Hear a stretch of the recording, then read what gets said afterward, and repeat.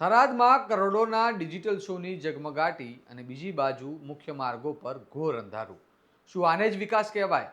એક તરફ લાખો કરોડો રૂપિયાના લાઇટ શો કરી વાહવાઈ લૂંટવાની હોડ છે અને બીજી તરફ સામાન્ય નાગરિકોને રાત્રે રસ્તા પર ચાલવું પણ મુશ્કેલ બની જાય તેવી પરિસ્થિતિ છે. થરાદમાં હાલ આવી જ સ્થિતિ સામે આવી છે, જ્યાં ડિજિટલ શોમાં રોશનીનો જાકમજાળ છે, પરંતુ શહેરના મુખ્ય માર્ગો અંધારામાં ગરકાવ છે. આવો વિગતે વાત કરીએ સમગ્ર મામલા વિશે આ અહેવાલમાં. નમસ્કાર, હું ચિરાગ વર્ષાબેન, આપ જોઈ રહ્યા છો સ્વમાન.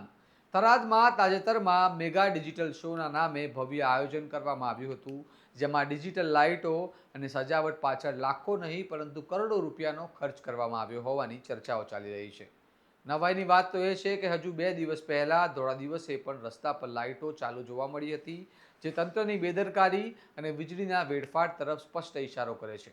પરંતુ બીજી તરફ ગો સર્કલથી ડીસા તરફ જતો મુખ્ય માર્ગ અંધારામાં ડૂબેલો જોવા મળી રહ્યો છે. રસ્તા પર ઊભા કરવામાં આવેલા વીજપોલ માત્ર શોભાના ગાંઠિયા બની ગયા છે, કારણ કે રાત્રિના સમયે લાઇટો બંધ રહે છે અને ભારે વાહન વ્યવહાર હોવા છતાં વાહન ચાલકોને અંધારામાં મુસાફરી કરવાની ફરજ પડી રહી છે, જેના કારણે અકસ્માતનો ભય પણ સતાવી રહ્યો છે.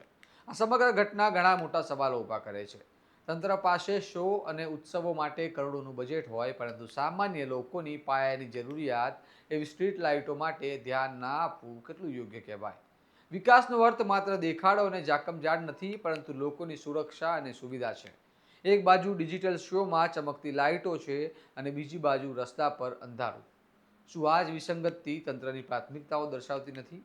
હવે જોવાનું રહ્યું કે તંત્ર આ મુદ્દે ધ્યાન આપે છે કે પછી કોઈ મોટી દુર્ઘટના બન્યા બાદ જ લાઇટો શરૂ થશે. તમારું આ મામલે શું મંતવ્ય છે? તમને કમેન્ટમાં જણાવો અને સ્વમાનની ચેનલને સબસ્ક્રાઇબ કરવાનું ભૂલતા નહીં. નમસ્કાર.